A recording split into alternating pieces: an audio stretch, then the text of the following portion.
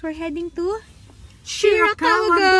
Go, go, go! Day 4 in Nagoya, and yes, finally Shirakawa go na tayo, and we got our private tour from your travel guide. Sobrang thankful kami sa kanila kasi a night before, sinabihan na kami na canceled yung mga tours kasi close yung mga daan pa Shirakawa go due to heavy snow. Pero nagawa nila ng paraan around 8:30 AM. Open na daw yung mga daan, so go na daw kami. Around 9:30 AM kami umalis ng Nagoya, and 2 hours yung biyahe papunta dito sa Shirakawa Grabe, go. Sobrang ganda guys. Ito talaga yung gustong-gusto kong puntahan. Kaya nabudol akong sumama dito sa Nagoya trip na to. Para kang bumalik sa lumang Japan. Ganun yung vibes dito. Tapos, sobrang ganda. As in, nag-glisten yung snow. Ganun pala talaga. Sobrang liwanag. And unique yung mga bahay dito.